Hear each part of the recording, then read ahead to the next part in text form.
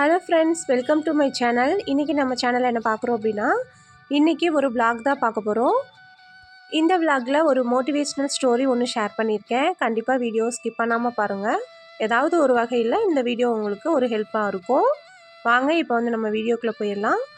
Video பார்க்குறதுக்கு முன்னாடி ஒரு லைக் கொடுத்து பார்க்குறதுக்கு ஸ்டார்ட் பண்ணுங்கள். நீங்கள் கொடுக்குற ஒவ்வொரு லைக்கும் அடுத்தடுத்த வீடியோஸ் போடுறதுக்கு எனக்கு மோட்டிவேஷ்னலாக இருக்கும். இப்போ வந்து நம்ம வீடியோக்குள்ளே போயிடலாங்க. இந்த வீடியோ பார்த்தீங்கன்னா வியாழக்கிழமை காலையில் எடுத்தது. எப்பவும் போல் காலையில் வந்து ஃப்ரெஷ்ஷப் ஆகி வந்துட்டு கிச்சனுக்குள்ளே தான் வந்து இந்த அடுப்பெல்லாம் வந்து நைட்டே வந்து தொடச்சிருந்தேன். இருந்தாலும் காலையில் எழுந்திரிச்சோன்னே மறுபடியும் ஒரு தொடச்சி விட்டுட்டு அடுப்புக்கெல்லாம் பொட்டு வச்சுட்டு தான் வந்து ஸ்டார்ட் பண்ணுவேன் ஒர்க்கை. அதே மாதிரி காலையில் எழுந்திரிச்சோன்னா வெறும் வயிற்றுல ஒரு செம்பு தண்ணி குடிங்க. அதுவும் வந்து சீரக தண்ணியாக இருந்துச்சுன்னா இன்னும் ரொம்ப சிறப்பு. உள்ளுக்குள்ளே இருக்கிற அத்தனை கழிவுகளையும் வந்து அது வந்து வெளியில் தள்ளிடும் அப்படின்னு சொல்லுவாங்க. ஸோ நான் எப்போவுமே வந்து காலையில் ஒரு டம்ளர் தண்ணி குடிச்சிட்டு தான் வந்து என்னோடய ஒர்க்கை வந்து ஸ்டார்ட் பண்ணுவேன். இன்றைக்கி நம்ம வீட்டில் என்ன லஞ்ச் அப்படின்னு பார்த்தீங்கன்னா, சுண்டலும் கத்திரிக்காயும் போட்டு புளிக்குழம்பு வைக்கலாம் அப்படின்னு சொல்லிட்டு சுண்டல் வந்து வேக வைக்கிறதுக்கு குக்கரில் வந்து போட்டுட்ருக்கேன். அதே மாதிரி ஒரு குக்கரில் சாப்பாடும் ஒரு குக்கரில் சுண்டலையும் வேக போட்டு நம்ம வாசல் தெளிக்க போனோம் அப்படின்னா, நம்ம வந்து வாசல் தெளிச்சிட்டு கோலம் போட்டு வரவங்களாட்டி ரெண்டுமே வந்து நம்மளுக்கு விசில் வந்துடும். அதனால் இந்த மாதிரி டைம் கிடைக்கிறப்ப ஒவ்வொரு வேலைகளும் வந்து ஃபாஸ்ட்டாக செஞ்சுப்பேன். பாப்பாவுக்கு 6:45 அப்படிங்கிறப்ப ரெடி ஆயிடணும் இல்லைங்களா? அதனால் வந்துட்டு நான் கடன்னு அந்த உள்ளேயும் வேலை பார்த்துட்ருப்பேன், வெளியிலையும் வந்து வேலை பார்த்துட்ருப்பேன். நான் வந்து இந்த மாதிரி வாசலில் வந்து கூட்டுறது எங்கள் வீட்டுக்கார் வந்து என்ன சொல்லி கிண்டல் பண்ணுவார்னா, எல்லோரும் வாசலில் கூட்டுறாங்க அப்படின்னா இவன் மட்டும் ரோடெல்லாம் கூட்டுவா அப்படின்னு சொல்லுவார். ஸோ வந்து நம்ம வீட்டுக்கு முன்னாடி இருக்கிற அந்த இடத்தெல்லாம் வந்து நம்ம க்ளீனாக வச்சுக்கிட்டா தானேங்க நம்ம வீடு வந்து பார்க்குறதுக்கு நல்லா மங்களகரமாகவும் இருக்கும், ஒரு லக்ஷ்மி கடாட்சமாகவும் இருக்கும். அதனால் வந்து நான் வந்து பார்த்திங்கன்னா இந்த மாதிரி ஃபுல்லாக கூட்டுவேன். அதுக்கு தான் வந்து என் பிள்ளைங்க அவர் எல்லாருமே வந்து என்னை கிண்டல் பண்ணுவாங்க. ரோடு ஃபுல்லாக கூட்டிகிட்ருக்குறா இவ, பேசாமல் கூட்டுற வேலைக்கு போயிடா அப்படின்லாம் வந்து கிண்டல் பண்ணுவாங்க. நம்மளுக்கு வந்து காலையில் ஒரு எக்ஸசைஸ் மாதிரி தானே இது. நம்ம வந்து மற்ற நேரத்தில் குனிஞ்சு வேலை செய்யுங்கன்னு சொன்னால் அந்த கூட்டுறதுக்கு குனிகிற மாதிரி நம்ம மற்ற நேரத்தில் குனிய மாட்டோம். இதே இது கூட்டுறது அப்படிங்க ஒரு எக்ஸசைஸ் மாதிரி அப்படின்னு நினச்சிக்கிட்டு நான் வந்து காலையில் ஃபுல்லாக வந்து க்ளீன் பண்ணுவேன். க்ளீன் பண்ணிவிட்டு இந்த மாதிரி தண்ணி தெளிச்சு விட்டுட்டு கோலம் போட்டுக்கிறப்போ ரொம்ப வந்து அழகாக இருக்கும். இன்றைக்கி வந்து நான் போடுற கோலம் பார்த்திங்கன்னா சிக்கு கோலம் தான் வந்து போடுறேன். இந்த கோலம் வந்து 8 புள்ளி நேர் புள்ளி 2ல் வந்து முடிகிற மாதிரி இருக்கும். ஸோ வந்து 8 புள்ளி வந்து 2 வருஷம் வச்சுக்கணும். அதுக்கப்புறம் வந்து நேர் புள்ளி வச்சுட்டு 2ல் முடிகிறது அப்படின்னு இந்த கோலம். ஸோ வந்து இதை தான் வந்து நான் இன்றைக்கி போட்டிருந்தேன். இந்த மாதிரி சிக்கு கோலம் போடுறதுக்கு எனக்கு ரொம்ப ரொம்ப பிடிக்கும். அதே மாதிரி சிக்கு கோலம் போடுறப்போ வாசல் வந்து ரொம்ப அழகாக இருக்கும். நான் வந்து ஃபஸ்ட்டு வந்து பார்த்திங்கன்னா சிக்கு கோலம் போடக்கூடாது அப்படின்னு சொன்னனால நான் வந்து சிக்கு கோலம் போடாமல் இருந்தேன். ஆனால் வந்து எனக்கு இது ரொம்ப பிடிக்கும் போடுறதுக்கு. ரீசெண்டாக ஒரு ஜோசியர் ஒருத்தர் பேசுகிறத வந்து பார்த்துருந்தேன், யூடியூப்பில் தான் வந்து பார்த்துருந்தேன். அப்போ வந்து அவர் சொன்னார், சிக்கு கோலம் வந்து போடுறது பெண்களுக்கு கான்ஃபிடென்ட் பவர் வந்து அதிகமாக இருக்கும் அப்படின்னு சொல்லி பேசியிருந்தார். அதே மாதிரி சிக்கு கோலம் வந்து போடுறது ரொம்ப நல்லது அப்படிங்கிற மாதிரியும் பேசியிருந்தார். அதுக்கப்புறமா நம்மளுக்கு பிடிச்ச விஷயத்த நம்ம பண்ணலாம் அப்படின்னு சொல்லிட்டு நான் வந்து இப்போ வாரத்தில் 4 நாளைக்கு இந்த மாதிரி சிக்கு கோலம் போடுவேன். செவ்வாய் வெள்ளி மட்டும் ரங்கோலி கோலம் போட்டுக்கிறது, மற்ற நாளில் எல்லாமே வந்து சிக்கு கோலம் தான் வந்து போடுவேன். நம்ம வந்து எந்த கோலம் போட்டாலும் சரி இந்த மாதிரி வந்து காவி பொடி கொடுத்தோம் அப்படின்னா கோலம் வந்து நம்ம கம்மியாகவே, அதாவது நம்ம வந்து அழகாக போடலைன்னா கூட இந்த மாதிரி காவி பொடி கொடுக்குறப்ப பார்த்திங்கன்னா கோலம் வந்து நல்லா ஹைலைட்டாக தூக்கி கொடுக்கும். அதே மாதிரி இந்த வெள்ளை, காவி, மஞ்சள், குங்குமம் இதுக்கெல்லாம் வந்து பிரம்மா, விஷ்ணு, சிவன் 3 பேர்த்தோட அனுகிரகமும் கிடைக்கும் அப்படின்னு சொல்லி நான் ஏற்கனவே வந்து ஒரு வீடியோஸில் வந்து நான் சொல்லியிருப்பேன். புதுசாக பார்க்குறவங்க நீங்களும் தெரிஞ்சுக்கோங்க. இப்போ கோலம்லாம் போட்டு முடிச்சுட்டு வாசல்லாம் வந்து நல்லா தொடச்சி விட்டுட்டேன். பாப்பாவை ஸ்கூலுக்கு அனுப்பிட்டு அதுக்கப்புறமா வந்து கோலம் போட்டுக்கலாம் அப்படின்னு சொல்லிட்டு. ஏன்னா வந்து உள்ளுக்குள்ளே வேலை முடிக்கிறதுக்கு லேட் ஆகிடும். இப்போ வந்து விளக்கு வந்து இன்றைக்கி வியாழக்கிழமை அப்படிங்கிறனால நம்ம வந்து விளக்கெல்லாம் தேய்ச்சி வச்சுட்டு அதுக்கப்புறம் வெள்ளிக்கிழமை காலையில் ஏற்றிக்கலாம் அப்படின்னு சொல்லிட்டு நான் இன்றைக்கி சும்மா லைட் மட்டும் தான் வந்து போட்டு விட்ருந்தேன். இப்போ நம்ம கிச்சனுக்குள்ளே என்ட்ராகிறோம், 2லேயுமே வந்து நம்மளுக்கு விசில் வந்துருச்சு. இப்போ வந்து புடலங்காய் பொரியல் செய்யலாம் அப்படின்னு சொல்லிட்டு புடலங்காய் தான் வந்து எடுத்து வச்சுருக்கேன். நான் முன்னாடியே சொல்லியிருந்தேன் இல்லைங்களா, இன்றைக்கி ஒரு ஸ்டோரி ஒன்று பார்க்கலாம் அப்படின்னு சொல்லிட்டு. அந்த ஸ்டோரி என்ன அப்படிங்கிறத பார்க்கலாம். இந்த கதையில் முகுந்தன் அப்படின்னு சொல்லிட்டு ஒருத்தன் இருக்கான். அவன் வந்து ஒரு கிராமத்தில் வந்து வசிச்சுட்ருக்கான். அவன் வந்து பார்த்திங்கன்னா அவன் என்ன வேலை செய்கிறான் அப்படின்னா, ஊரில் வந்து இந்த மண்பாண்டங்கள்லாம் தயாரிக்கிறாங்க இல்லைங்களா, அவங்கக்கிட்ட வாங்கிட்டு போய் கொஞ்சம் அடுத்த ஊரில் போய் சேல் பண்ணுவான். அப்படி இருக்கிறப்ப அவனுக்கு வந்து ஒரு நல்லா சம்பாதிக்கணுங்கிற ஆசை. ஆனால் வந்து அவனுக்கு என்ன பண்ணுறது அப்படிங்கிறது தெரியல. அப்போ வந்து ஒரு அறிவிப்பு வந்து கொடுக்குறாங்க, பக்கத்து கிராமத்தில் திருவிழா அப்படின்னு சொல்லிட்டு.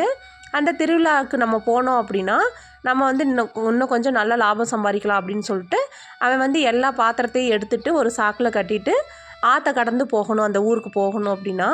அதனால் வந்து ஆற்றுல வந்து போகிறதுக்கு படகுல ஏறி சவாரி செய்கிறான். அவனோடு சேர்ந்து மொத்தம் 3 பேர் வந்து சவாரி செய்கிறாங்க.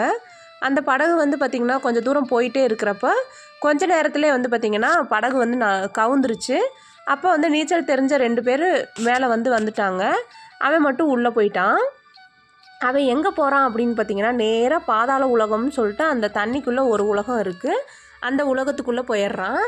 அந்த உலகத்தில் வந்து ஜலகண்டன் அப்படின்னு சொல்லிட்டு ஒரு அரக்கன் வந்து வாழ்ந்துட்டு வரான். அந்த அரக்கன் வந்து வர்றவங்கள பூரா கொடுமைப்படுத்திட்டு இருக்கிறான்.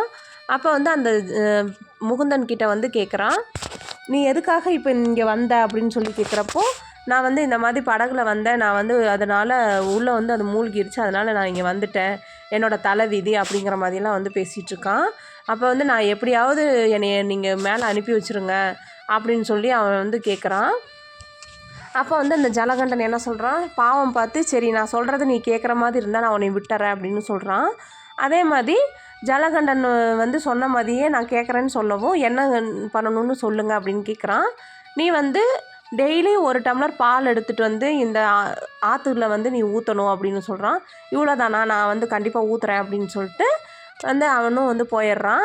அதே மாதிரி நாட்களும் போகுது. மறுபடியும் வந்து அதே மாதிரி திருவிழான்னு சொல்லி அறிவிக்கிறாங்க. அதே மாதிரி அவனும் வந்து படகுல ஏறி சவாரி செய்கிறான்.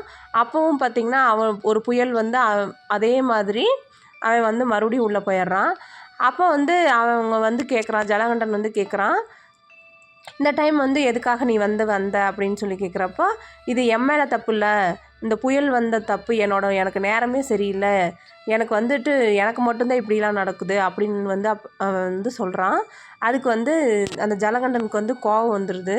இன்னுமே நீ வந்து உன்னோட தப்பை உணரலை, நான் எதுக்காக உன்னைய வந்து பாலை கொண்டுட்டு வந்து ஊற்ற சொன்னேன், இதெல்லாம் வந்து எதுக்காக நான் சொன்னேன் அப்படிங்கிறது உனக்கு தெரியுதா அப்படின்னு சொல்லிட்டு கேட்குறப்போ அவன் வந்து தெரியல அப்படின்னு வந்துட்டு சொல்கிறான்.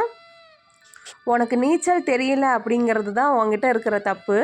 1 வருஷம் டைம் இருந்தும் கூட உன்னால் ஒரு நீச்சல் கற்றுக்க முடியல, அதை விட்டுப்புட்டு நீ அடுத்தவங்கள வந்து குறை சொல்லிகிட்ருக்க அப்படின்னு சொல்லிட்டு ஜலகண்டன் வந்து சொல்கிறான். அதே மாதிரி பாலை ஊற்ற சொன்னதுக்கான காரணம், ஆற்றுல வந்து பாலை ஊற்றிட்டுருக்கப்ப அங்கனுக்குள்ளே எல்லாம் நீச்சல் பழகிட்டுருப்பாங்க, அதை பார்த்தாவது நம்மளும் நீச்சல் பழகிக்கலான்னு உனக்கு ஒரு எண்ணம் வரும், அதுக்காக தான் நான் சொன்னேன், நீ அப்படி இருந்தும் நீ வந்து அதை புரிஞ்சுக்காமல் நீ வந்து இது பண்ணலை அப்படின்னு ஜலகண்டன் சொல்கிறப்ப அப்போ தான் அவனோட தப்பு தெரியுது. சரி இனிமேல் நம்ம நீச்சல் கற்றுக்கலாம் அப்படின்னு சொல்லிட்டு அவன் இது பண்ணிக்கிறான். ஸோ அதே மாதிரி தாங்க ஒவ்வொருத்தரும் அவங்களோட வெற்றி தோல்வி அப்படிங்கிறத அவங்கவுங்க தான் வந்து முடிவெடுக்கணும். ஒருத்தருக்கு வந்து ஒரு தோல்வி ஏற்பட்டுருச்சு அப்படின்னா அந்த தோல்வி வந்து இது வந்து விதினால் ஏற்பட்டது அப்படின்னு சொல்லிட்டு நம்ம வந்து ஒதுங்கி இருக்காமல், இது வந்து இந்த தோல்விக்கான காரணம் என்ன அப்படின்னு சொல்லி நம்ம அதை பார்த்தோம் அப்படின்னா கண்டிப்பாக வந்து அடுத்த தடவை இந்த ஒரு தோல்வியை சந்திக்காமல் வெற்றியை சந்திக்கலாம் அப்படிங்கிறது இந்த கதையின் மூலிமா நான் வந்து தெரிஞ்சுக்கிட்டது. கதை எப்படி இருந்துச்சு அப்படின்னு வந்து கண்டிப்பாக வந்து கமெண்ட்ஸில் சொல்லுங்கள். இப்போ வந்து பார்த்திங்கன்னா ஊர்லேருந்து கொண்டுட்டு வந்த இந்த துணியெல்லாம் மிஷினில் போட வேண்டியது எல்லாத்தையும் போட்டு எடுத்துகிட்டு கையில் துவைக்க வேண்டியது எல்லாத்தையுமே வந்து கையில் வந்து துவைச்சி எடுத்துட்டேன். பாப்பாங்க வந்து ஸ்கூல் விட்டு வரவங்களாட்டி அவங்களுக்கு ஏதாவது ஸ்நாக்ஸ் செஞ்சு வைக்கலாம் அப்படின்னு சொல்லிட்டு உளுந்த வடை செய்யலாம் அப்படின்னு சொல்லிட்டு உளுந்து வந்து ஊற போட்டிருந்தேன். அந்த உளுந்தை வச்சு இன்றைக்கி பாப்பாங்களுக்கு வந்து வடை செஞ்சு வச்சிடலாம் அப்படின்னு சொல்லிட்டு இப்போ வந்து டைம் பார்த்திங்க அப்படின்னா ஒரு 4:15 ஆகுது. அவங்க வந்து ஒரு 4:30 அப்படிங்கிறப்போ ஸ்கூல் விட்டு வந்துடுவாங்க.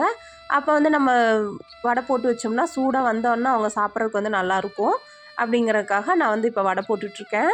இட்லிக்கு வந்து வாரத்தில் ஒரு தடவை மாவு அரைக்கிறதுக்கு ஊற வைக்கிறப்போ உளுந்து வந்து கொஞ்சம் சேர்த்து வச்சுருவேன்.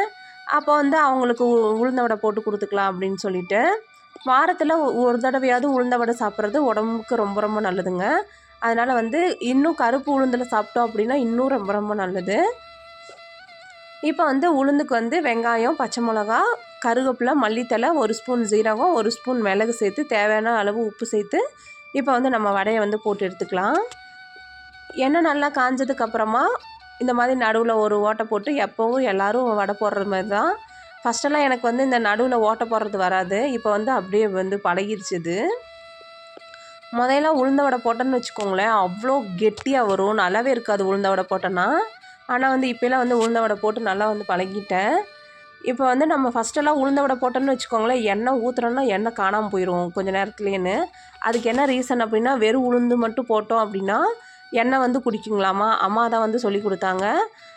அரிசி மாவு நம்ம வந்து உளுந்தில் வந்து சேர்க்குறப்ப தான் வந்து அது எண்ணெய் குடிக்காது. அதே மாதிரி நல்லா மொறுமொறுன்னு வரும் அப்படிங்கிறத அம்மா தான் வந்து இந்த டிப்ஸ்லாம் வந்து எனக்கு சொல்லி கொடுத்தாங்க.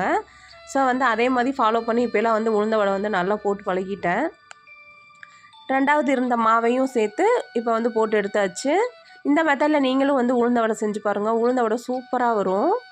இதுக்கு வந்து காம்பினேஷனாக ஒரு சட்னி இல்லை சாம்பார் இதெல்லாம் வந்து வச்சு சாப்பிட்றப்போ ரொம்ப நல்லாயிருக்கும். நான் வந்து பார்த்திங்கன்னா இன்றைக்கி சுண்டல் குழம்பு வச்சனால சுண்டல் குழம்பு தான் வந்து பாப்பாங்க வந்து ஊற்றி சாப்பிட்ருந்தாங்க. அதே மாதிரி வடை செய்கிறப்பயே நான் ஒரு 4-5 வடையாவது எனக்கு உள்ளே போயிடும். யாருக்கெல்லாம் வந்து இந்த மாதிரியெல்லாம் இருக்கும் அப்படின்னு சொல்லிட்டு அதையும் வந்து கண்டிப்பாக என் கூட ஷேர் பண்ணிக்கோங்க. உப்பு பார்க்குறேங்கிற பேரில் அப்படியே 2 வடை 3 வடையை உள்ளே விட்டுறது நம்ம. எங்கள் ஹஸ்பண்ட் கூட திட்டிகிட்டே இருப்பார், இப்படியே எண்ணெய் பொருளாக எப்போ பார்த்தாலும் சாப்பிட்டே இரு அப்படின்னு சொல்லிட்டு. அது என்ன தான் நம்மளும் விடணும்னு நினச்சாலும் அது நம்மளே விட மாட்டேங்குது. அப்புறம் எல்லா வேலையும் முடிச்சுட்டு சாயந்தரம் ஒரு 7 மணிங்கிறப்ப எங்கள் வீட்டு பக்கத்தில் வாரமான வியாழக்கிழமை அப்படின்னா அந்த இடத்துல வந்து மார்க்கெட் போடுவாங்க. ஸோ வந்து மார்க்கெட்டில் வந்துட்டு வேணுங்கிற காய்கறிகளை வாங்கிட்டு அதுக்கப்புறமா வந்து நான் வீட்டுக்கு போயிட்டேன். ஸோ அவ்வளோதான் ஃப்ரெண்ட்ஸ், இந்த வீடியோவை இதோட முடிச்சுக்கிறேன். அடுத்து ஒரு நல்ல வீடியோவில் மீட் பண்ணலாம். அது வரைக்கும் தேங்க்ஸ் ஃபார் வாட்சிங்.